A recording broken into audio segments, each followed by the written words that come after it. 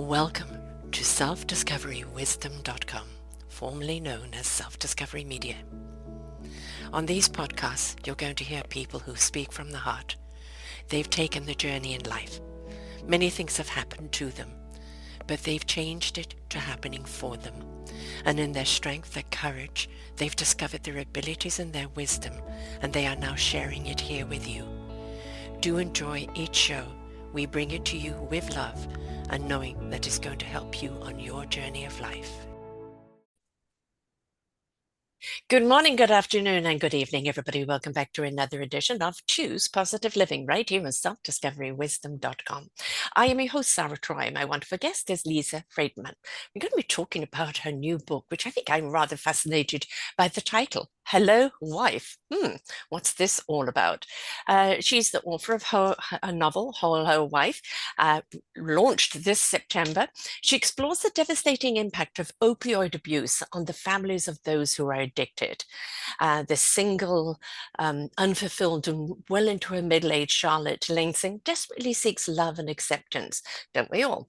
When she announces her engagement to an unemployed morphine addict, her family is thrown into turmoil. Her mother tries to prevent the disaster. Her father tries to bridge the divide, and her sister clings to the hope that their bond will protect Charlotte. But Charlotte has finally found happiness, and she resists the efforts ever as she disappears into her new husband's addiction. As Charlotte's family grapples with the storm of her choices, Unleash Hello, Wife bears the fragility of love, strength, and sisterhood, and the invisible scars of opioid crisis.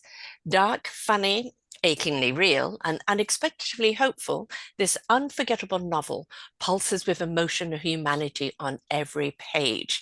And reflection of life. I love that. Lisa is an award-winning essayist, author, and educator who appears in newspapers, magazines, in print, online, including the New York Times, Smithsonian, and the Huffington Post, where she has maintained a humor column for several years. How do you find anything to find funny nowadays? She holds an MA degree in fiction from Johns Hopkins University and a BA in American Literature from Georgetown University, and she teaches creative writing at the American University and mentors professional and beginner writers in the art of fiction. And when she's not writing, she's sailing on a sunfish with her dog at the bow, and she lives in Washington, D.C. I used to live there. Great place. Now, my dear, Hello, Wife. Great title, but how did that come about? The titles are the hardest part, I think. Yes. First of all, hello, and Hi, my darling. thank you for inviting me onto your show. I'm so pleased to be here. I'm delighted to have you here. Titles are really hard because for me, the title has to have a very leading connection to the story. And so long after the book is finished, I sort of wander around and think, what really is the overarching sense of this book for me? And my main character, Charlotte, very definitely wants to be married. And the basis of her characterization is that was her goal. She was sort of following in the footsteps of a 1950s housewife. She wanted to get married and she wanted to raise children. That was what she wanted when she was young. And that didn't happen for her. So I made her sort of have affection for the word wife. Yeah. In the story, she calls her new husband, and he calls her wife. And that's their little sort of nuance of how they feel about each other. It's as much about how they feel about their role in that title than anything else. And so I thought it sort of brought all those themes together that made the story closest to how I imagined it. So many, I mean, I'm about to turn 71, so kind of growing up, it wasn't about what kind of career you're going to have. It was about, well, let's hope she makes a good marriage. Right. And that was the defining role, for people to go out and actually have a career as a woman. Well, when you get married, you'll drop all that nonsense and then dedicate yourself to your husband. And it's like, I was a rebel. So kind of, I married late, 28, already had a kid. I didn't even want to marry at all. Didn't want to be a wife. I wanted to be a partner, but was convinced into marrying to become the wife, right? So I do understand why people is, this defines me. Yes. It gives me a title. I now belong to someone. Right. The fairy tale is here. I'm going to live happy ever after. And we got bought into that because that's what Disney sold us. That's right. And titles are so much more important, I think, than we give them credit for, in a Mm-hmm, good and a bad way. I can share this one story. This is before I wrote the book. When I was pregnant, and I live in Washington, D.C., and everything is sort of on a much more conservative, not mm-hmm, politically, but women wear dresses, men wear suits. It's sort of a very staid, old-fashioned city in a way. mm-hmm, When I was very pregnant, I went to a professional dinner for my husband's work. I was sitting around a table for 10. And at one point, I got up to go to the ladies, and everybody goes around and introduces themselves and says, "What do you do?" mm. So when it came to me, I said, "I'm a housewife," because, and I did it on purpose, because I thought no one at this table really values that heading. So I'm going to use it. Yes. I thought that was very sassy. When I went into the ladies' room later, there was another woman from my table. She was a professional. She was in the ladies' room. She's looking in the mirror with me. And she said, the next time you want to tell people what you do, why don't you make something up? Mm-hmm, mm-hmm. The Okay. title. I didn't have a title. Yes. Yeah, what is a wife? You just belong to somebody, Yes. serviency.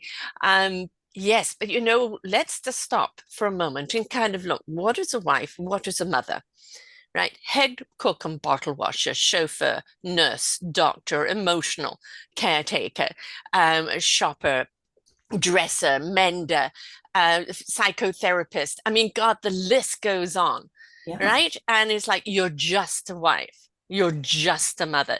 It Yep. is one of the hardest roles you'll ever have in your No life. question. Yeah. No question. So I get a little chuckle out of using the word wife. Yes, I love that. Yeah. Yes. Um, and kind of we should, when we take a partner, be happy to be a wife, not because of the title, it's because of the union. You You would found your think. partner. You found your That's right. partner, supposedly. Um, I didn't. So, yeah. But, uh, the whole thing I think today is, well, I've got three millennial kids, all married later or didn't marry at all, Exactly. right? And it's Very like, different. I am my own identity. And unless my identity is complemented by someone else, I'm not looking to complete myself. It's crazy. It's crazy. It is. And I found myself in a conversation, this is an aside, a conversation recently with my grown son, 35, not married. And we were talking about marriage in his age group and what people Mm-hmm, are doing. And he said, nobody's really getting married. mm-hmm, And when I said, why? He said, because it's not necessary anymore. right. And before I answered, I thought to myself, why is it necessary? I don't know that Mm-hmm, I have an argument. mm-hmm, Uh, mm-hmm. Um, Mine was because, oh, your child would be a bastard if you don't marry, because I had okay. a child. And the other course I was emigrating here to Canada, and it was, well, to be a wife, you can now get your papers. So Oh, well, that's a good one. I was pressurized into doing it. With me, very hippie based, kind of free Yeah, spirit, etc. And it's like, I want somebody to be with me because they want to be with me, not that's because a right. piece of paper tells them to be with me. Right. And yes, I think today, no, I think people work harder if they're in a relationship where they know that anybody can leave at any time without the strings attached, so to speak, the paper. And I think they work harder to stay together, right? So I don't know. It's looking at our youth today, I think they're the transitional generation. Yes. So what the next generation is going to be as far as defining relationships, I don't know. It's interesting to watch because I think we've changed it so radically from my generation, Mine too, looking yeah. at my kids, and it's like this wasn't gradual. This was like boom, Right. totally whoof, off the other side. And then you have uh, the kids who are younger than they are, Hmm. 28, 29, and 30, their role models are 40 and 42 and not married Exactly. and having a wonderful life. And Yes, what's the point? the avocado toasters. Yeah, I don't need a mortgage around my neck, and this and that. I want to travel. that's I want to right. explore. I want to do this and that. Right? Yeah, yeah. It So is the interesting. it is interesting. So kind of the whole premises of marrying somebody, to have that label, it.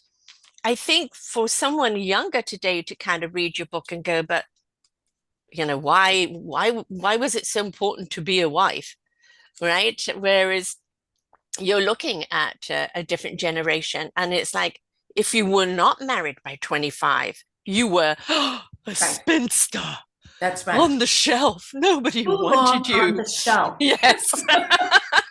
That's funny. No, it's not funny.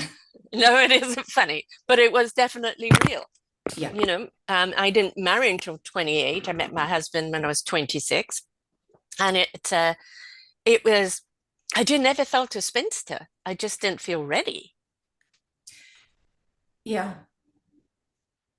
So But the emphasis yeah. on it, and then of course her marrying somebody because maybe she felt like he completed her, and she completely overlooks where he's at, the drugs, Well, the everything else. It's like when our heart decides to attach, that's it. reason seems to leave by the back door. That's it. That's very true. And it's a long felt urge for this Hmm. character that she finds someone. And after she finds someone, there are several opportunities to enjoy them together and to see her appreciating having a partner and caring for a partner.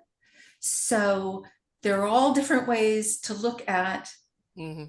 the love relationship, the other kind of relationship, and how Codependency. exactly, and also how those decisions ripple through a family, Yeah. just like a community. And I think that's something we don't really think that much about. I'm about to laugh because I have a saying when my older son got married, and he married into a very large non-English speaking family. He was talking to me about how being with a big family and how taxing it is. And I said, well, that's something that nobody really ever tells you. Hmm. When you get married, you don't marry a person, Yeah. you marry a family. Yes. And that's enough to give you chills, really. Check out the family first. What's the resume? Yeah. But that's Yeah. a very strong theme in the story, Mm. that this isn't just two people and their love. This is Mm. about everybody else. The ripple effect on Okay, everybody. exactly. And of course, when you're in love, you don't see anybody else, Nope. right? The old heartbeat is going, oh, gives me from, That's chills, right. and you can't see any reasoning. And of course, that's the euphoric moment. And then suddenly, cosmic 2x4 comes along and whackers you, and reality sets in. It does. Yes, And it the does. euphoric moment has left the building and ain't coming back. And then suddenly, well, why didn't you tell me? Well, we There's a all new tried to tell reality. you. Yeah. Exactly. And I think that's a really not uncommon Hmm. scenario. Um, the book takes it from a little different perspective because I felt like that scenario was also familiar to me. Hmm. So this comes from the perspective of who's to say that the relationship isn't correct in Hmm. terms of how we feel about relationships and marriage in particular. Who's to say this isn't what a great marriage looks like?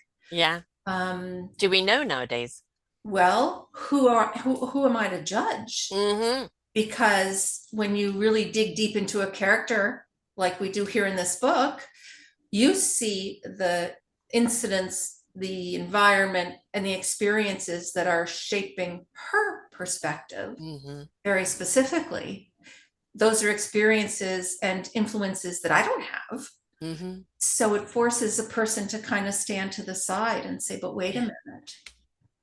Um, maybe this is productive and well thought out. Yeah.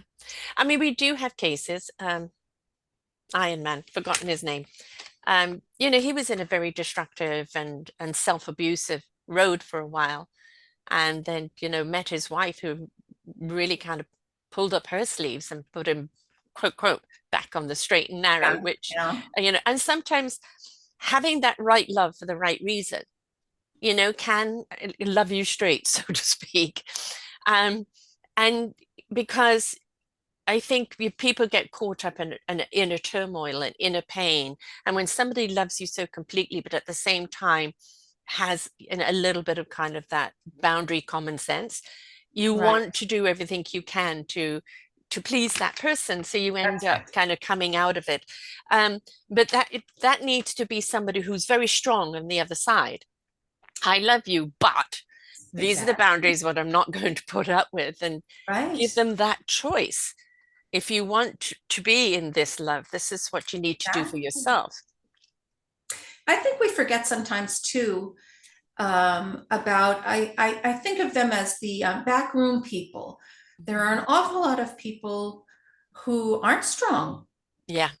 who prefer to be guided, to use a polite word, who want someone to tell them what to do. There are Yes. people who are not strong. Hmm. And while we interact with people of all kinds all the time, a lot of times we don't take into consideration who we're looking at. Right. A not strong person isn't deficient Hmm. or less than in any way. Their personality is just one of, I call it passivity. Hmm. Other people call it acceptance. Hmm. So something in between those two things. Yeah. Um, and I think when we get involved in reading about relationships or seeing movies or anything like that, it always feels like people have they feel that they have some sort of dominion or control over what's Yes. going on, when in truth, there are a lot of people who are just like, I don't care.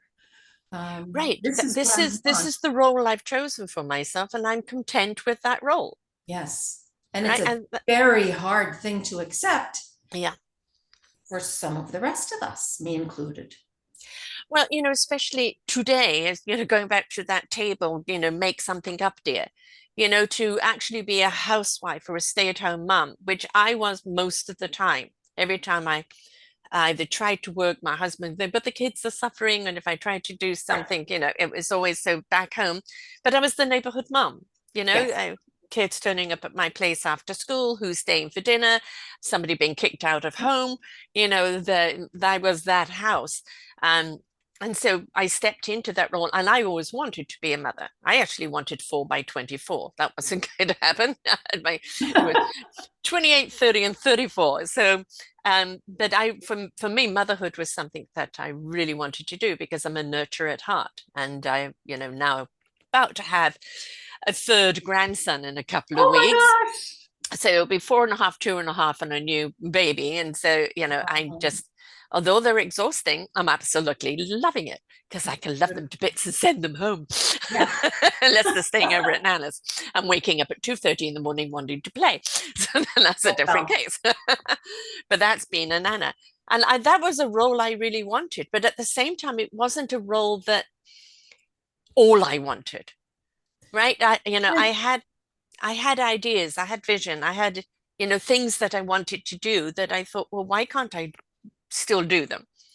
Right. And of course, nowadays, with the internet, with people being able to work from home, with people being able to do things so much easier, have a career and be a, quote, quote, stay at home mom, um, there we can have it all, so to speak now, but it is all about balance, It is right? And that's the key. How do you all maintain your about balance? balance.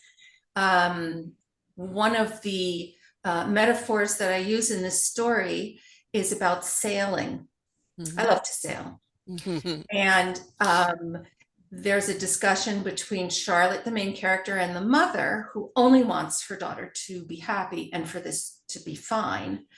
Um, they're talking about how to behave. She wants her daughter to take a little more control in this relationship and not simply do whatever this man wants her to do. Mhm. And she says, it's all about balance, Charlotte. Like if you're on a sailboat and there's two people, if one person leans forward, the other person has to lean back. Mhm. And so, as long as you can achieve some sort of balance in a relationship, then you have something to build a future on. An Yeah, unbalanced relationship looks really concerning to the outsider, you're or going to sink. You're you going to can topple. tell. Yeah, You can tell. yeah. Um, And that, that is somebody will always take advantage of someone else mhm. when the someone gives them permission to take advantage of That's you. right. That's right. So, those boundaries, it's not borders, it's boundaries. I realized in my own marriage, I was taking too much, and it was a question of having to look at it eventually, kind of place value back on myself, which was the journey that I could take. I had to see that. I had to correct that. I had to give value back to myself. It wasn't for someone else to do it. That's right. That's And right. then for me to stand tall in that value. And you can either accept me as who I am and who I wish to be, or bye bye. That's right. And that is the thing. A lot of people are like, well, I don't want to rock the boat. What if he leaves me? Mhm. Well, do you have him anyway if he doesn't have all That's of right. you? That's Right? Do right. you have a real relationship if you're too scared to be yourself? Yeah. You know, one outstanding characteristic of my character Charlotte is her age. Hmm. She's 47 when they Yes. get married. And how old is he? He's 52, and Right. neither of them have ever been Huh. married. Uh-huh. And so, in that way, they're, I'd say, desperation only in terms of the fact that that's what they always wanted. Right. It's come to a place where they've all but given up. Yeah. And then when it happens, it's almost giddy. Hmm. Hmm. Um, Hmm. and one of the things that I really wanted to talk about this book is the idea of sisters. Yes. Um, Charlotte and her sister are very close. Her sister has the life that Charlotte always wanted, married, Hmm. job and kids and a car. Um, and yet the relationship between them stays very, very strong.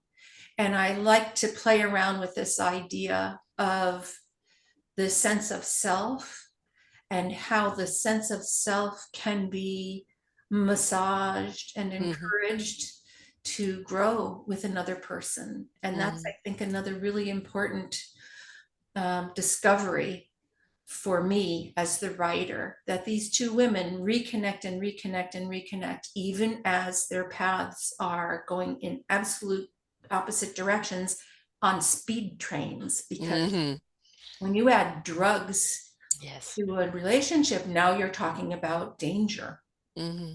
So I think from the beginning, the reader gets the sense that this is a very dangerous proposal, what's about to happen here.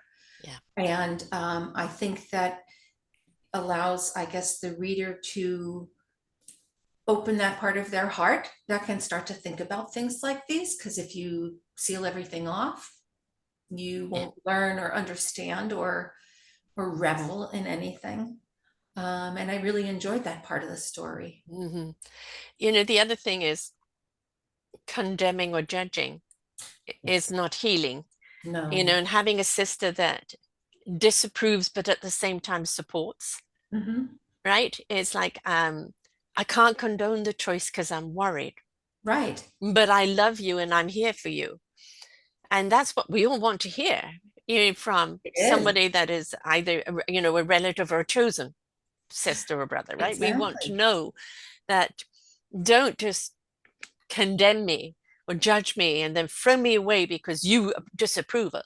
It's like if you truly care for me That's right. and you know that I've made this choice, then be there for me. That's right. Help me navigate it so I don't fall or I don't go down the rabbit hole. Right. And also from the point of view of the other sister, to watch your sister Hmm. take the wrong turns, Yeah. but at the same time, having been a part of her life, her whole life. So the sister is aware of what has happened over time and the influences and the disasters and the upsets, and still she can find a way um, to stand beside and not judge. And I think sort of be what I was going for was sort of like an idealistic view of a sister in my head. Yeah. Someone who But it tells but you it also off. tells the husband she isn't alone, she's got me, Yes, that's right. right? And I'm not going anywhere. Exactly. Yeah. Um, So if any advantage was going to be taken when you're, hey, I'm watching. that's right. I'm I'll watching. stand by my sister every time. If she That's doesn't right. see it, I do see it, and I'll hold you accountable. And I'll be quiet unless you do something. Yeah, exactly. So Uh, it checks and balances, right, right? right. But don't we all need that? I mean, look, come on, let's face it. Is there anybody at any time in life where we go, oh, I've made the perfect choices all through my Oh, life? It's like, who are you kidding? wouldn't that be Right? great? I mean, wouldn't that be? And how many times do you go back to, oh my God, what was I thinking? Yeah, what have I Right? We've done? all had those. And the last thing we need is, well, I told you so, or I never liked them in the first place. We Yes, don't I need know. that, right? We need someone to say, okay, all right, that what did you get out of it? And how can you apply that to you Right. moving forward, right? That's right. And And I'm still here. yes. And if you've got people that turn against you, because you don't like their choice of where they're going, then did they really love you in the first place? Exactly. Is that worth it? Hmm. And Yeah. that could be a double whammy. I've gained somebody, aren't you happy for me, but at the cost of you. And that, is cruel, I think. Yes, for both. Yes, exactly. Yeah, Exactly. You can agree to disagree and still love and support. you can. I Oh, think in today's world, that actually is exactly. probably the biggest Exactly. challenge right now, agree to disagree. Um, Exactly. and I Don't think, be great. we've lost that kind of reasoning. It's we're being pushed to one or the other, That's right. and there is no one or the other. There is us, and it's if you've heard my shows, you know my analogy about us Yep, discovering what our instrument is, playing it well, playing it right. soloist, but joining the orchestra, each one in your own strength, harmoniously playing That's right. together. We That's are right. meant to be an orchestra, folks, but we've got to contribute our best instrument. And that is on us, It is. on our Each choices. of us. Yeah. And what we learn, what are we willing to learn from our journey? It's like, don't beat yourself up for making a choice and going, That's right. oh, wait, what did I do? It is like you did it because of where you were in that moment. Right. Where Charlotte is in that moment, she wants to be loved. She She wants wants. to love someone. It's, this whole stigma of like, you're not married yet, what, you never married, Yeah, and she falls for somebody that obviously has something for her because she's not seeing the addiction. that's right. And she has this massive weight problem, and he doesn't see that. That's a huge one. That's a huge one. Yep. Because we see so much judgment, not just from Yes. people, but from society today, It's immediately dismissing you because of your pounds. Yeah, immediately, yeah, immediately, and forget love and affection. yes, Just moving through the world is a yeah, difficulty. yes. Um, so and those people I think are very easy to slough off. Hmm. Hmm. Um, and I think that's a mistake that I was looking to somehow resolve a little bit, Yeah, bring some compassionate attention to this person and this kind of situation, the more people I told about the storyline of the book, the more people said something like, oh, this is my story. Yeah. Or people really related to the layout of the story, but it's not very glamorous. It's not glamorous to be overweight, Yeah. not glamorous to be a spinster, as we used to Yeah. be called. Um, and none of it looks good. Yes. So I don't think there's enough love sent in that direction. You've used my favorite word, What's that? compassion. Compassion. We don't have enough of it. We talk about empathy. I feel how you feel, but where's the compassion? No. And it's that compassion you may not understand, right? Understanding is sometimes hard. And why somebody makes that choice when you, especially when you know it could be destructive to them. But we have to have compassion for each other. We have to have compassion for what we're all going through, and which guides us on the decision making, right? And a lot of time, having done this for so many years, the common denominator is our inner child. Our Yes. inner child looking for love, looking for acceptance, looking to be heard and seen, and being ignored and being suppressed and still looking for that approval, Right. right? And that love. Do you love me now? And when we pay attention to our own inner child and we learn to nurture, love, and care for, then we can step into our adulthood with more strength and more compassion for who we are and who we want to be. And then I also believe then we can really take action because we feel more secure in who we are. But I Right. think it starts with compassion for yourself, for others, because that opens the door. Is I may not understand, but I care. I Yes. care. Or, well, just to piggyback, I may not understand and I may not approve, Right. but I feel for you. Yes. Yes. Yeah. I care. My other saying is that when you're aware, you care. When you care, you do something about it, but you can never be unaware. Can never be unaware. And like traveling, Mhm. you don't know a lot of things until you travel. And oftentimes you come home and say, I didn't know things were like that, or whatever it was. You're right. And I like to think that by writing this book, I'm bringing some readers along on a trip. We're traveling into the world of someone who had what seems like an everything childhood. Her parents her father's a professional, they have a house, it's very without violence, not a Hmm. lot of fears, just sort of an idyllic childhood.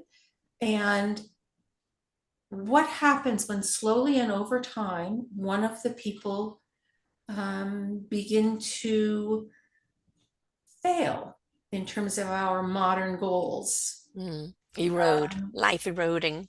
Yes, and fall prey to bad self-esteem situations Mhm. and Comparison. obesity, comparison, Mm. cruelty. Yes. And for girls in particular, any kind of self-image or weight problem or Hmm. different looking, um, it's all of it is very scarring, very impactful. And I think by shining a little bit of a light into one story, maybe people can see compassion in a place where maybe they didn't have room for it before. And And that's I've, great. as I said before, most certainly having it for yourself.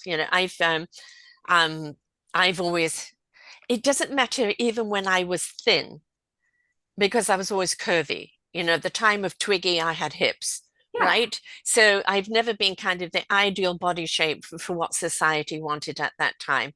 And I've always seemed to have chosen people where weight was an issue, my weight in particular, Uh-huh. right? And it's like, yeah, my brother has a fixation about weight. My sister is always about, oh, you could lose a few pounds, and it's like my body, right? As long as I'm happy and healthy, who cares? It took a long Right. time to get there, right? Because it was always, well, no one's going to love you if you're overweight, or That's nobody's right. going to love you if you're not this. Nobody's going to love you if you're not that.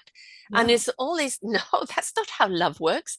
Somebody loves No. you, and it's not about what you have absent, it's about what you have in abundance. And the more people who think that way, Yeah, uh, the nicer things are going to be. yeah, yes, yes. There's somebody I know who is a larger woman and unfortunately fell prey to the online scam. Oh, And this guy pretending to be a colonel who actually went on TV and said, I don't know why my name is being used, but this guy, oh, right, using it. I'm in Iraq. I've lost my passport and my money is in Mexico.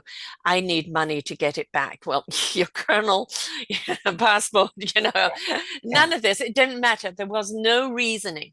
Even when we proved this person, showed it the right, clip, the other guy had a story to come back to that story and conned her out of thousands of dollars and would have sold her house had her family not intervened.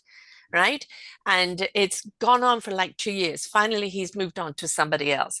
But for her, it was love, oh, and just, and unfortunately, she does have a track record of choosing people like this, right? not And surprised. at some point, the choose positive living, um, we have to choose what we want out of life for ourselves. Nobody can choose it for us. I have a show on this week called The Sunny Side of the Street. And there's the one side that's in the dark, and we've all been there. We Mhm. all know what it's like to be in that dark. We can see the light. We don't know how to get there. We're in turmoil, pain, sorrow, despair. And the people that can help us are on the other side of the street, but we've got to That's get right. onto that street. We But we don't. don't expect you to jump from the darkness right onto the street, the light. Just step into the shade. Walk parallel to the path for a while in the shade Exactly. until you can, acclimatize yourself to the street. And once you're on the street, then the people on the other side have got the skills, the tools, the knowledge, the Right. support to help you. But we have to apply it. So it's not somebody coming to rescue you. There are always No, there people to support you, but it's about you rescuing yourself it is. from where you're at. It Um, is. And while it's very easy to say, yes, I think that's a hard nut. yes, That's and a hurdle. I'm openly say I've been in that darkness and took a long time to come out. And I know how hard it is, but I also know the longer you're in the darkness, the more apathy you get. That's right. And that's a It danger becomes in itself. familiar. Yeah. So you Yeah. have to come out, and there are plenty of people. And a book like this, whether somebody relates to this part, that part, it's in a lot of ways, she brought her darkness, what she thought was to the sunny side of the street, only to find It out is. it had dark shadows of its own. That's right. And also, there are dark shadows that are beyond what we, ordinary people, Yeah. can handle. Yes. And Yes. I think that I did want to say something about look what can happen Hmm. on the dark side, because I Hmm. think that I'm not alone in when I was raised like La La Land. Yeah. I didn't know anything. Hmm. And now I hear on every street corner is stories of fentanyl, and Yeah. I have so many friends who have lost Yes. kids and family Yes. members, and all of a sudden there's an explosion. I don't think Hmm. this is new at Hmm. all. Hmm. I just think that we are not, as you say, aware. Exactly. And And I yes, it have to has say, escalated. It has escalated quite yes, considerably. Um, but last year I put out a book called Our Forgotten Children, anthology. People were talking about the raising of our children and what's wrong today. And when I came to doing my chapter, there had just been a group of young girls who had met online and then met for the first time and then stabbed a homeless man to death. And I looked at that and I thought, oh my God, how we've let them down, how we've let our children down, for them to think that is okay, for right, them to need that kind of thrill to feel alive, right? And it's like we have let them down completely. And they've got social media raising them. And they've got nothing against social media in the right hands, the right accountability, but we've got everything else raising them but us. And then the drugs are so easy to turn to. I'm just going to experiment. And then that experiment becomes a dependency, and then it becomes a Right, lifeline. And it's like right. so easy for them to go down that road where I think, our generation is like not that easy. But No. nowadays it's incredibly easy and pushed on them. And I think that is, again, I've interviewed people with the opioid where they started off from an accident being, prescribed it Yes, many. and then becoming addicted to it. And then next thing you know, there's a gun under their pillow. That's right. All right. And it's like, how did I get here? That's Right. And exactly, yep. You're so, describing my main character's new husband. mhm, Car accident at a young age, prescribed medication, and jump ahead, how many years? yeah, 40 years. yes, And he's still taking that medication. I which is think one of destroying. it's a crisis on every level. Yeah. Um, I like the idea of if I wanted to make some kind of a statement, I wanted my statement to be, and I don't know if this is successful yet, the book has yet to come out. This can happen to anyone. Absolutely. Yes, yes, yes. It doesn't And is matter how happening. educated you are, Yeah, doesn't matter what a great yeah, family you have. It doesn't matter. It can happen to anybody. And I think there are still people out there who think this cannot happen to me, yeah. my friends included. Hmm. Yes. Again, I've interviewed people highly successful, and the more success they were, and the bigger the deals they made, the more freely the cocaine and the heroin run. That's right. That's And the right. next thing you know, they're addicted to that, and then it's like, I just need the buzz. I just need the buzz. And it's like the functioning alcoholic. You've got functioning drug addicts until Right. the function is no longer there. And Yeah. it's and but what do we do? Again, another show on the stigma of it. It's like, Yes. why are you persecuting? Right. Right. Nobody woke up and said, oh, I'm going to be a drug addict today. Let's start. Right. Right. Right. It is something that they're either seeking to numb the pain or seeking to feel something, or somebody else is doing it and they feel pressured to do. However it started, it's where are they at? How do we get them to that next level where they feel in control of their own lives and don't need it anymore? And the last thing they need is persecution and judgment. Right. They're already crippled, Yes, emotionally speaking, from yes, persecution and judgment. yeah. Um, That's probably what got them into it in the first place. and that's part of the story. Yeah, This is how it happens. It's insidious, it's slow. yeah. We are all familiar, we're probably all guilty of it. Yes, yes, in some way. Yeah. And but then we let these people go. This is a problem. We don't know what to do with it. Okay, let's move on. Well, no, this is a real problem. And what do we do now that Mm, we're aware we're under siege? It's not just well-to-do businessmen who can get no, their hands on these drugs. It's no. it's 13-year-olds, Yes. and they know about it because of the internet. Hmm. So I would like if anybody ever got a feeling from what I did, I would like them to say that I opened the eyes of maybe people who didn't know. I know how it can happen to everyday people. Everyday Or it's not life, them or those sorts. No, it's everyday people. every single person. Yeah, Yes. And I yeah. think more and more time passes now, statistically, I read something that there's a pretty large swath of the population in this country of people who have been touched by Hmm. drugs. It's Yes, not a small number. yes.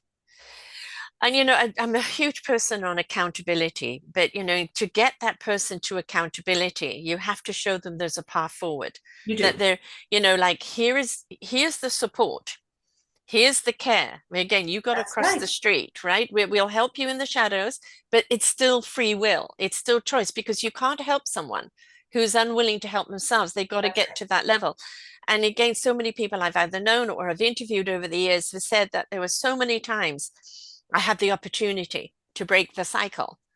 And I ended up going back into the cycle because it looked different, right? It just presented in a different way, but it was the same old treadmill back into it until I reached an absolute low, which I call the cosmic 2x4.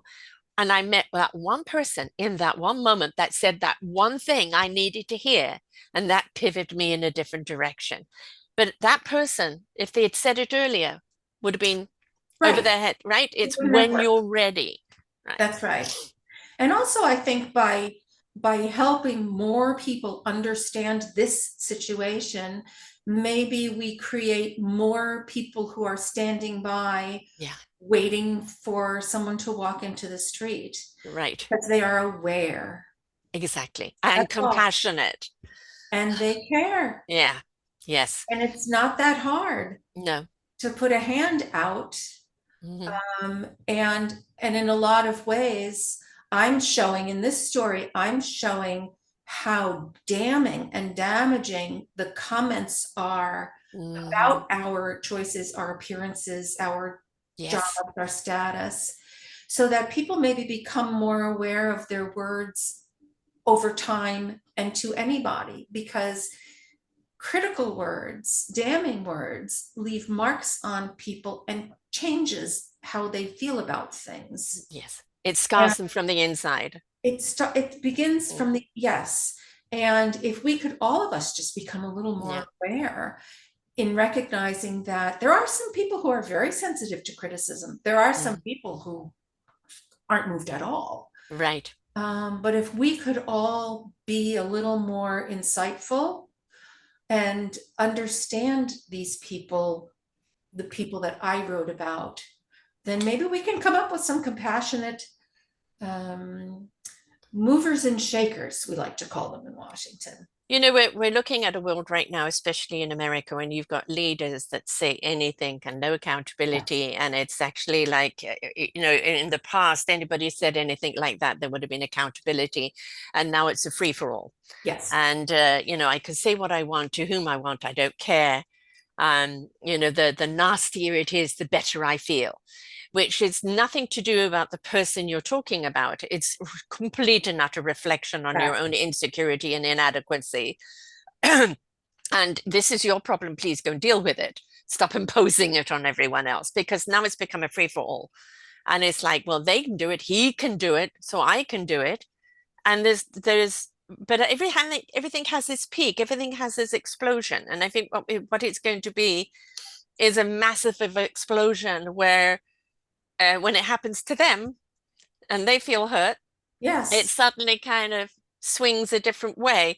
And unfortunately, when you see a shipwreck about to happen, and it doesn't matter, you say, no, you know, turn to the wind, turn to the wind. Right. And Right. they're not, they're going in the opposite direction. You know, they're heading for the rocks, you know, and That's you right. can't do anything. And sometimes you just have to be there to pick them up from the rocks.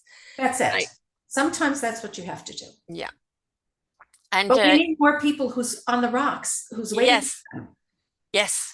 Or a better sailboat that can go and pick them up. You know, That's it's right. do That's not leave them right. drowning, folks. You know? And I think there's a lot of a lot of what would you call it?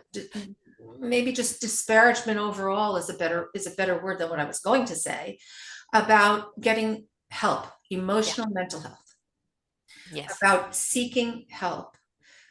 Long ago, it was like a black mark if you Hmm. went to see somebody, right? Yes. See somebody. Stigma, stigma. Now every Default. single person is in therapy, Yeah. and still it there's still a stigma. Someone needed help.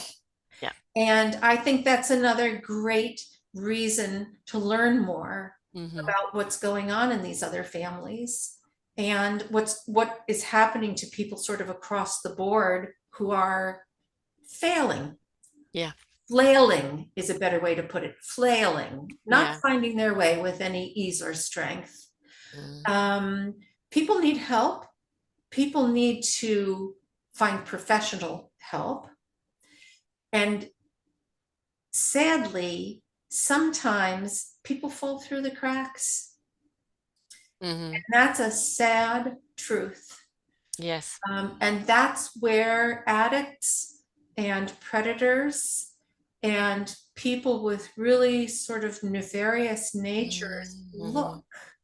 Like, all those stories they tell about the elderly, people are taking advantage of some of Yes. the elderly because they maybe aren't as acutely aware of things anymore. Oh, and too trusting. Yeah, Too because trusting that's or who just they are. Yeah. need help. Yeah. Let's turn that around. Yes. And that must be part of human nature because it's all, I remember many years ago, I saw something on television on like a National Geographic type of program about orangutans. Mm-hmm. And of course, they're adorable and very human-like. And at the end, there was a part of the episode was that a mother from one village orangutan went to another group of orangutans, stole an infant, brought it back, and killed it. Oh, wow. Yes. So when I hear about horrible things, Mm-hmm. that violent things, and anybody who's on the internet is inundated with Yeah, God. pictures, and Yes. I'm protecting myself and I see some things, Right. I'm reminded that you can't simply fix everybody. Yeah. Some of these instincts and predilections are innate. Yes.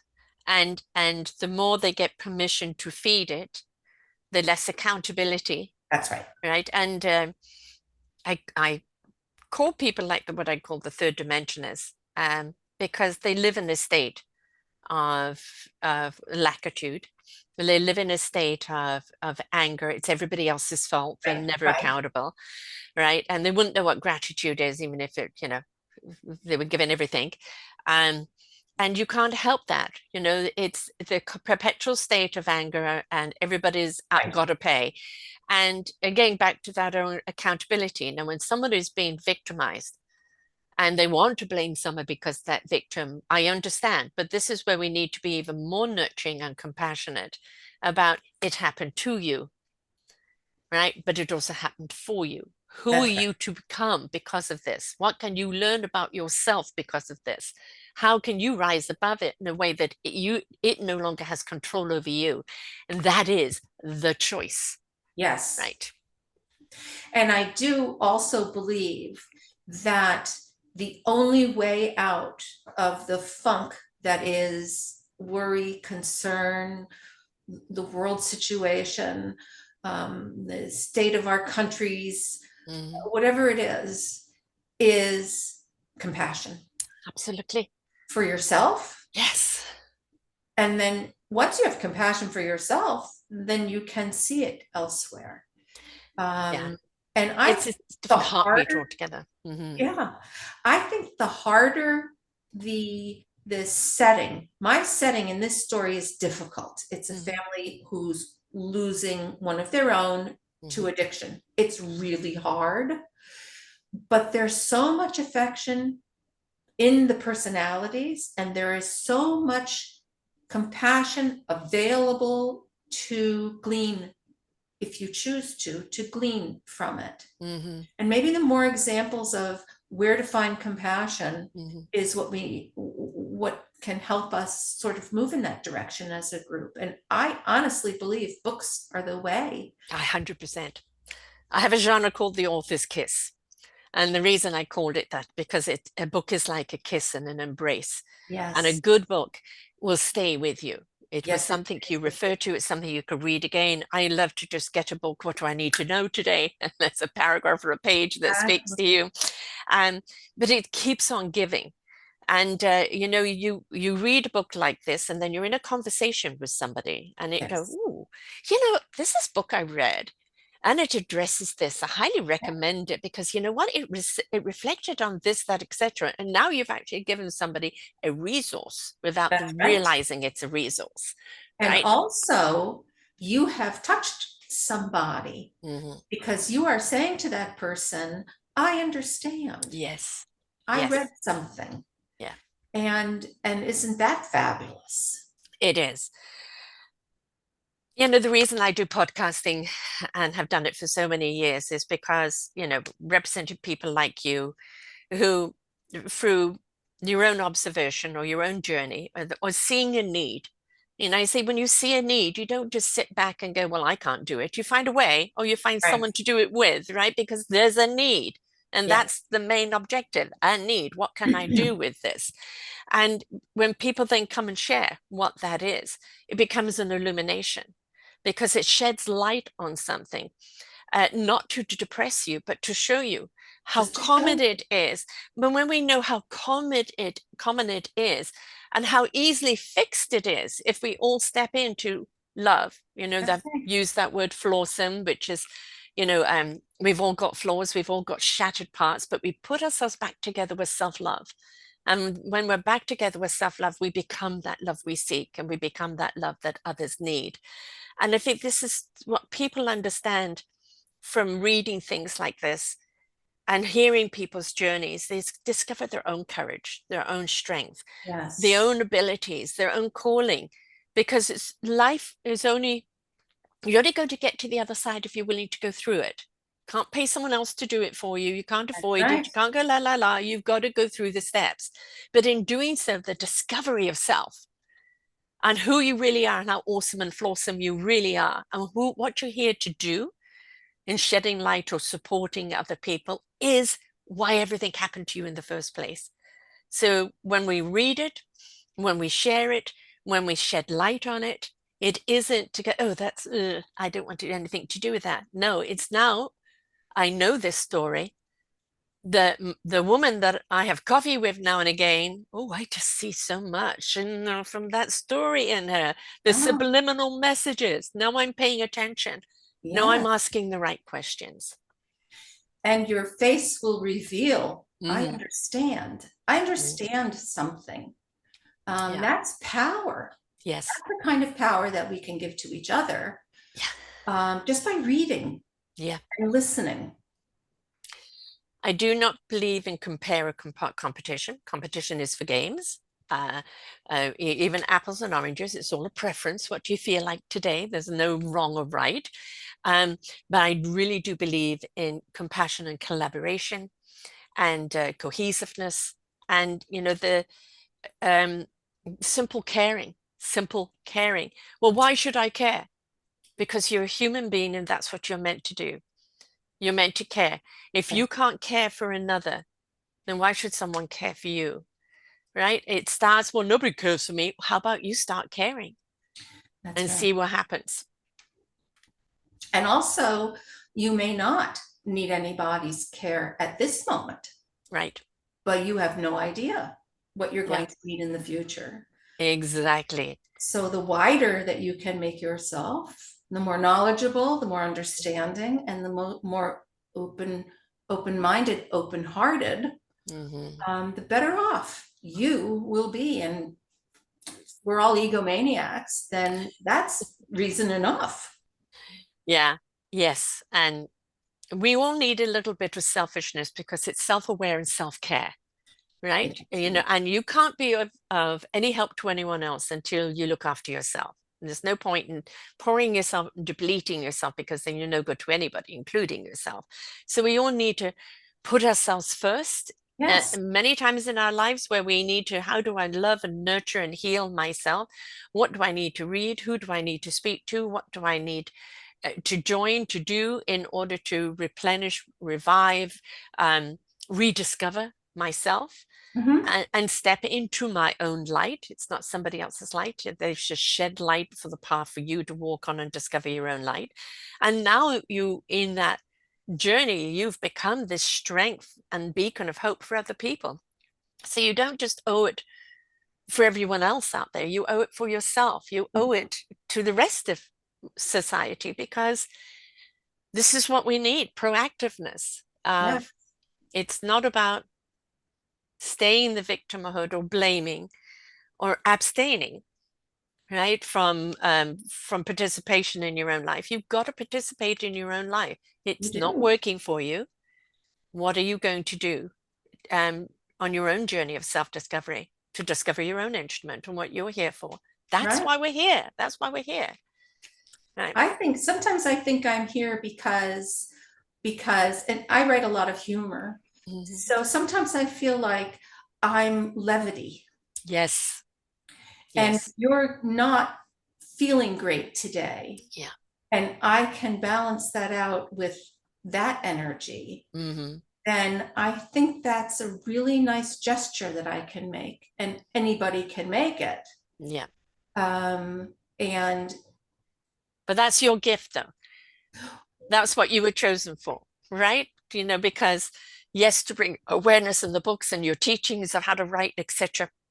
But that we've lost the sense of humor, we right? have, We've got so much thrown at us, there's nothing to laugh at. We've forgotten yes, how to laugh. And it's like we've forgotten what joy is. Simplicity is joy. yeah, Kids playing, dogs chasing a stick, ocean against the shore, rustles of the leaves, that's joy, right? yes, Now, how do we find a laugh in things? And sometimes when things are so ridiculous, we have to find a laugh in it, we right? do. And in a lot of ways, that's the impetus for all of my work, my Mm, essays, my books, everything. I have a motto: you can laugh or you can break. And in a way, if you can take a terrible situation hmm. and put a little humor in it, it's like Mary Poppins. It's Yeah. helps the medicine go down. Spoonful of sugar helps That's the it. medicine go down. A spoonful of humor. I A mean, like spoonful of humor. there's a few, humorists out there that, like what they piece together. They take something that we are absolutely outraged on, and Yes, they bring humor into it because if we don't laugh, we're going to be consumed we are. by the ridiculous and the inhumanity of it. So And, you have to make light of it sometimes in order to get through it. and how would you rather feel? Mm, Clenched up with tight jaws and yes. pricks in your neck, or tired from belly laughing? Yeah. And we've got to be careful because if we're getting tight, the very people that we're upset about, who are Oh, angry, we become angry. that's And right. so now you have two angers. What happens there? Right. Combustion, right? So yes, we've got to find a way to laugh, let it go. Okay, I've had a good belly laugh. I'm looking at it. What can I do about it now? That's right. And I feel light Yes, now, so I can help. you might just be the spoon for the Mm, sugar, right? And That's there's no role too small. that's right. It's just what is your role, and embrace it, wholeheartedly. That's right. We don't want people marrying because they feel they've been left behind, or feeling that, whether it's marrying or just picking a wrong relationship because Right. you feel you're needing somebody to identify you. That journey is your own self-discovery, Yes. right? It's other people can reflect things back at you. Other people can turn you on to things about yourself that you never saw. That's part of that discovery in life. But when we look to someone as to define us, or justify us, Right. we're going down the wrong road. That's the wrong way. Yeah. Good lesson for everyone out there. Indeed.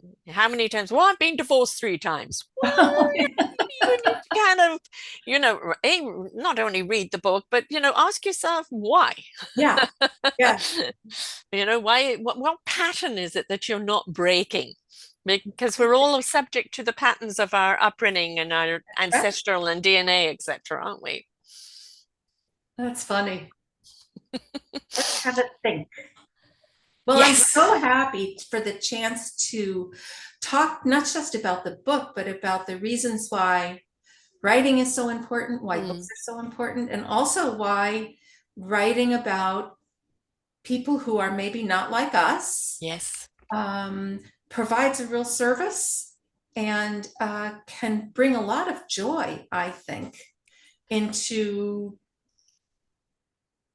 people who maybe don't have any opportunity to interact You're or, humanizing yeah, people, and you're showing that we all come in, say black, white, pink, yellow, polka dot, who cares? right. Really, I don't care what package you come in, because after all, this is just the vessel we're using Right. here. Doesn't It's matter. where's your heart, soul, and your spirit? Where's your character?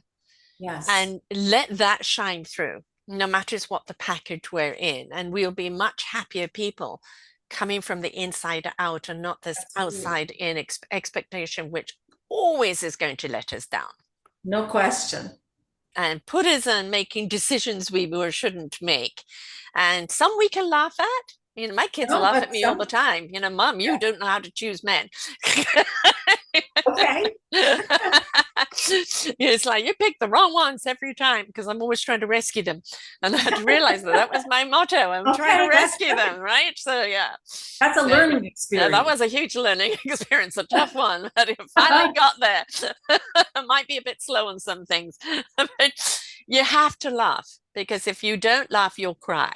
And And sometimes crying laughter is good, but you don't want crying, no, no, no, you must laugh. And Yeah. also, you must realize, you must be able to see that showing your compassion earns you Yeah. the levity, the lightness, and the sense of self-pleasure that we're all really looking for. Yes. Be nice. Yes. Yes, I do find myself sometimes getting a little heavy. And it's like, Sarah, lighten up, lighten up. So, I did a show the other week of don't worry, be happy. Yes, We gotta have that sometimes. I love that song. I Don't love worry, that be happy. song. I know it's so contagious, isn't it? Yes, You and know? also the message. Yes. Of Yes. course. Yes. And I think that's sometimes, we have to like, I'm feeling myself. Bleh. And it's like go and do something that's going to bring you joy. Play with a kid, a dog, put on some music, dance, That's be it. silly beggars, lighten it up because otherwise it's going to consume you. And choose positive living, choose laughter, choose love and Exactly. light, right? Choose it. I read something recently that I really enjoyed, that the feeling you have when you reach your goal, whether it's cleaning out a closet or Mm, finishing a book, that's the feeling that we're going for, this incredible self yes. satisfaction. I did it. And Yes. so, what this person was writing about was set smaller goals. Yeah. And I have Yes. a piece of paper on the front seat of my car that says set smaller goals. Mhm. And it sounds so ridiculous. No, But no. when you set a small goal, get a good parking space. Yes. When Yes. you get one, you have that, it can be that small. I know. Yeah, I often refer to, I used to be the hare, full of ideas, wanting to get it done. Come on, everybody, let's do it. Oh, Right? yeah. And then I became the tortoise. I got older, got wiser, got slower. And being the tortoise, I'm paying more attention That's right. to the beautiful leaves and everything's around me. And Right. I'm absorbing so much more and feeling so much more accomplished in every step that I take because of what I learn and what I discover Yeah. and how rooting and fulfilling it is because I slow down. The other thing is like this weekend, I had my grandkids over. They're a hurricane, 2.5 and 4.5. Boy, Everything that can be thrown and done is done, right? So cleaning up after them and actually vacuuming and washing the floor. Yay! I'm exhausted, but I did it.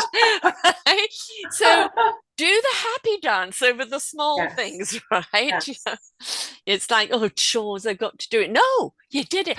One thing off the list. Yeah. Yeah. Isn't that funny? It's that simple. Yes, it is. It is. And it's like, do we stop? Do we stop to look at, instead we look at, well, I've still got so much more to do. No, look at what you just did. Yes. That Yes. goes for everything in life. Look at what you've just done. You got up this morning, even though you felt exhausted. Bravo. That's right. I heard a funny comedian once make a joke about why don't we feel celebratory anymore? And she said, Mm. why did it happen that we no longer throw our hands up in the air in victory when we eat everything on our plate? Ah, uh-huh. Small things we've given up because for whatever reason. But just think how joyous that is to say, Yes, I know. ta-da! I'm going to do that. The dog will probably think I'm crazy, but yes, I Everyone will mean, think you're there's crazy. something very satisfying about, oh, I really enjoyed that. Yes, I Right? did Yeah. it. Yeah. I did it and it worked. Hmm. I do that when I'm watching certain things and, yay! Yes. Yeah. And And I don't cry over sad things, but little tears come down over the happy things. So, Yeah, people doing something for someone else, which completely exactly. warms People my heart. Mm. and contributing. What can you Yes, contribute? Everybody has a little something. absolutely. And how can you share your little something? I got so lucky a few years ago. Someone who lives right here in DC was teaching a class at American University on writing, and she had something happen in her family and she couldn't finish the semester, and I took over for her. That's years and years ago. And I have been teaching that class ever since. Wow. And it is all joy. Yes. And, for her, no, you didn't take her job, blah, blah, blah. No, is that obviously whatever happened set her on a different path.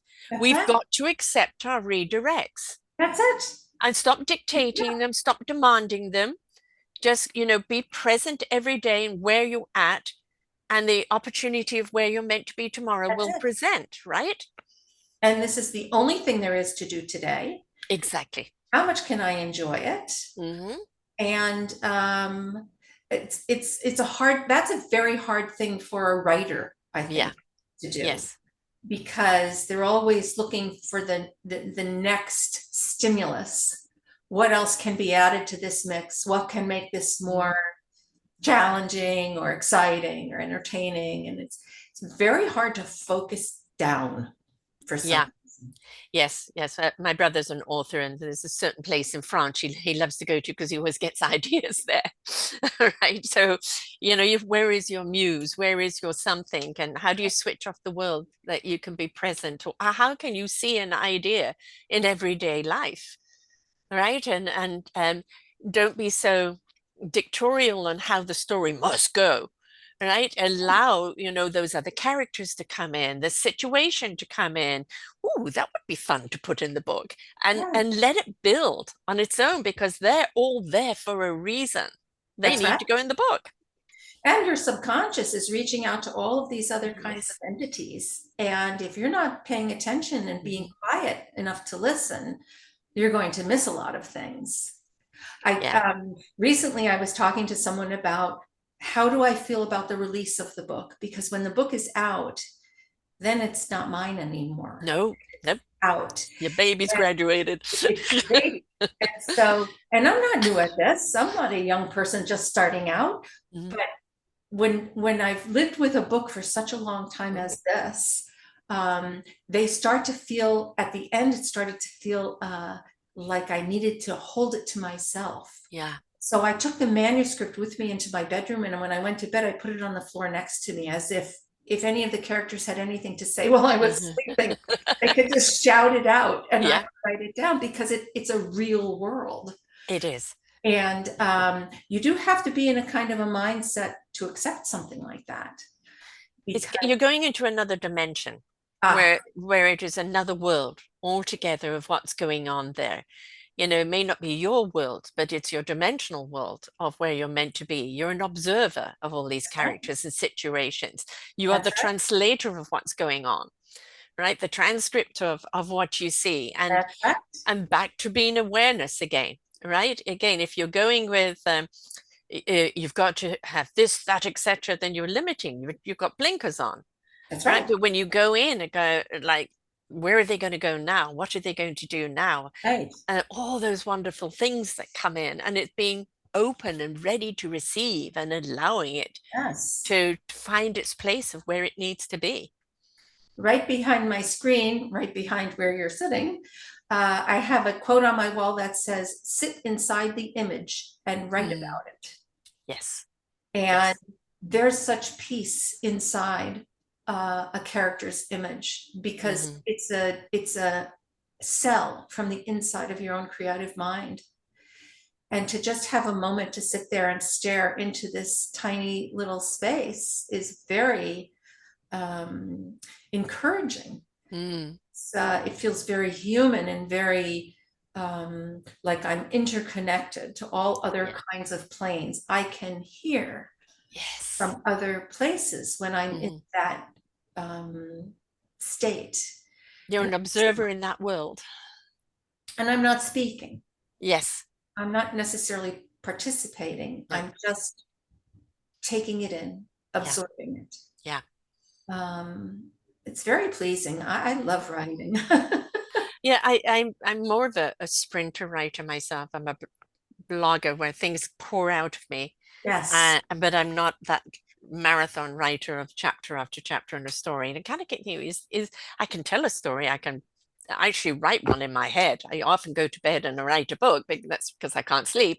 So there's a movie or something going on. But actually being able to kind of sit down and then format it out, it kind of gets lost. I wish I could just plug myself in at night. I do too. I do too. Because everything that's going on in there, oh, great, wake up in the morning. What was it? Yes. Yeah. And even if you write it down after, it doesn't No, come out. It's no, not not the same fresh. way. Because where we're in that head is like another dimension altogether. You're living there. You're that Wonderful. observer, and it's just wonderful. But we have so many people today that you have become authors, and back in the day, you had to have this publisher. It was very, hierarchy, and very few people could actually kind of be an author, and anyone can be an author now. Doesn't mean everyone should be an author, but anyone can be an author. Um, That's right. Writing is something that you are expressing something that's very, very important to you, how whatever it is you are expressing.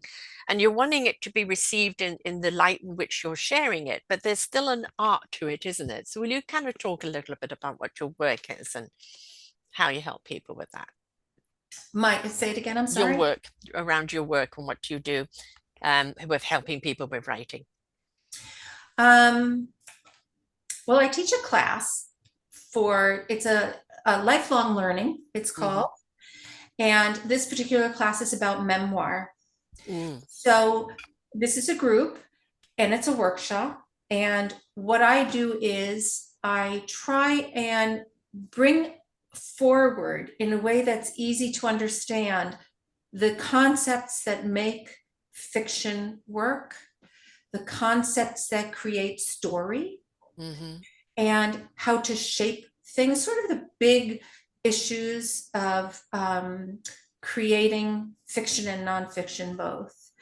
And most of that is just almost like a little diagram of something. Mm, So, how to keep track of your characters when you're working. Some of them are more technical, how to parse out information in a way that's grammatically varied and interesting. But mostly, it's a discussion. mm-hmm. Mm-hmm. Read your paragraph. Let us talk about what you're trying to gain from this work and where can we make this how can we make it more accessible? Yeah. And there are all different kinds of ways to do that, but I think the best way to help a person see through is to take a very small segment, enlarge it so an entire class can talk about it, and just sort of discuss how do you feel about how these words reach you? How Yeah. does this pacing sound to you? Is this realistic? And are you imagining anything in your head? Mm, Um, so that's really technical writing skills. And I mm-hmm. lean a lot on that because I think the more you know, the more confident you can feel as you're putting your words on paper. So for Exactly. someone who's not a writer who wants to put together a memoir, well, they're not a writer. So they maybe don't have a lot of the sort of automatic instincts that someone who has studied paragraphs and stuff Right. have. So I try and do that. I think that's really important. But for me, the most important concept that I try and explain in 1,000 ways until the person I'm working with really understands in their guts what we're talking about is how to transmit emotion. Mm-hmm. That's all writing is.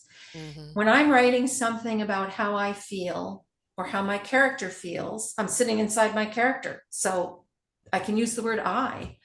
When I'm writing about something that I feel, my singular goal is, can I get the reader to feel Yeah. that? Yeah. That's it. A to B. The technical stuff is all the different kinds of ways that you can use to get there. Yes. But the goal is singular. Can Mm-hmm. I get you to feel what I feel? Humor, trauma, doesn't matter. For me, that's what writing is about. Right. And the Um, thing is that speaking to that emotion, you don't want it to become quote emotional, right? exactly. You want to kind of this is the emotion. How it's going to affect the reader will be their identification with that emotion, That's right. right? They will make it emotional for them. You don't need to go Thank you. off on the tangent, so to speak. So Right. kind of keeping the motion um, as an orb that you're sharing out, but what they do with that orb is up to them. Absolutely. And that's why I think it's important for writers to understand the different ways that you can communicate emotion Hmm. with different kinds of readers. Yes. And those things can be varied inside of one sentence Hmm. or inside of a chat or inside of a book. Yeah. It almost doesn't matter. If you can become agile and flexible and experienced in terms of your reading regimen, then you'll sort of glean on your own the different kinds of presentations that you can sort of sculpt so that the next person who's going to experience whatever it Yeah. is, they can sort of embrace it as a whole and actually get the feeling. Just like you've written the book where you want people to identify in one way or the other, have compassion, see things differently, Yes, be more understanding, be more aware. When you're writing a memoir, it isn't about, oh, woe is me, victim, victim, all the way through. No, you can speak to the victimization if that's what you've gone through. You can speak to the struggles. But people actually want to know, how did you get through it? that's it. Who have you become today because of it? Because that gives them hope. That's right. Whatever they identify with, they've got to know that you came out of it the other end, that you are stronger because of the That's journey, and that there's the things that you've revealed along the way that they can apply. As my motto is, listen, learn, and apply. Read, learn, and apply, right? Because there's something right. you've learned there that's given, what if? And I that's what didn't we want the book know, to do. Exactly. right? Isn't that the best feeling when you read something? Yes, Hey, I didn't know that. exactly. Oh, Uh, you did that? Oh, that's a good idea. How about I try that? how about I try? I never thought of that. Exactly. And you know Yes. what's funny is you might think that when you're talking with someone and maybe sharing some information that their reaction is, well, I didn't think of that. I'm going to try Hmm. that.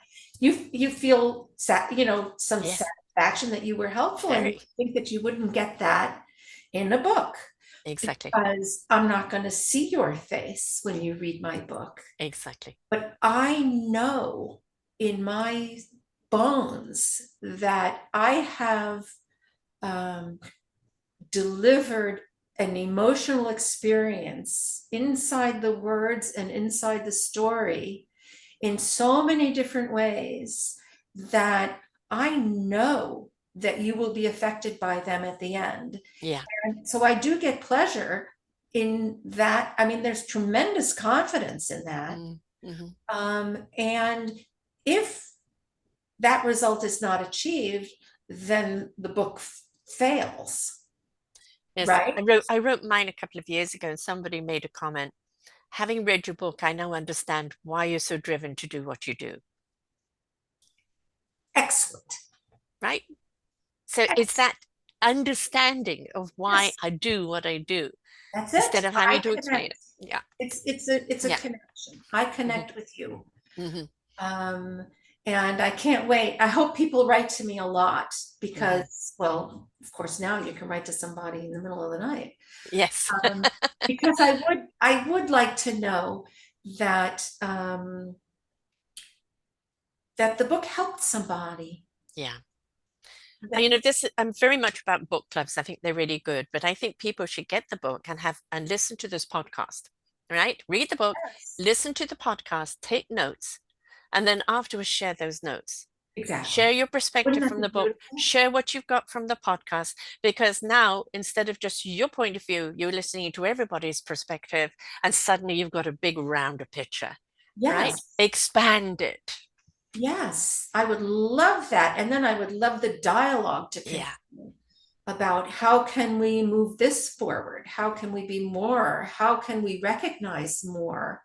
Because the more we learn, the more we realize outside of those parameters that there's more there that we didn't get if we just look a little to the left or a little to the right. Exactly. And I'm going to go even further saying don't forget to record the conversations that you have because you're so in the moment Yes. that you don't always pay attention. And later on you listen to go, I missed that part, and it's like you don't want to lose the opportunity of people being in sync with each other Right. over a subject that they've become passionate about. So That's record it right. so that everybody can listen to it afterwards and then really digest it because Yes.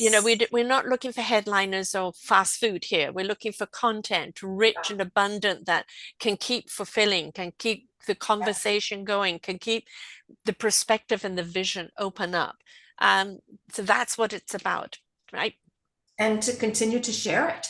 Yes, exactly. It's moved you, maybe it moves your next door neighbor, Exactly. and that makes you compassionate. Exactly. And with Christmas coming up, I'm always saying books are absolutely brilliant thing for, somebody's not feeling great or somebody's got a birthday or Right. Christmas idea. A book is something that keeps on giving. Give a book. And Give a book. you can write in but this book moved me. And I hope that it enlightens you or inspires you as it did me. Yes. Right. And Yes. and they may not read it straight away, but I guarantee you they'll read it when they need it. They'll read it when they need it. And they'll read it because it came from you. Exactly. Exactly. So if you're looking for a gift, put down that goddamn candle. They don't need another one of those. You should give a book that keeps on giving. And then say, once you finish, I'd love to sit down and have a talk with you and hear what you got out of it. Expand the conversation. Exactly. Keep it going. Yeah, The more we do, the better we feel. The better we feel, the better everything is. exactly. Now, how do people get hold of you if they want to be a part of your writers club or your program there? How do they get hold of you, and what are your social medias, please, love? My social media is Lisa Kaplan Friedman. That's my full name. Mhm. And I'm on everything: Facebook, Instagram. LinkedIn. And people can write to me directly from my website, which is lisakfriedman.com. And I hope you write to me. And if you write to me, I'm going to write back. See, two-way conversation, folks. That's See, the way it works. right here. So the name Lisa,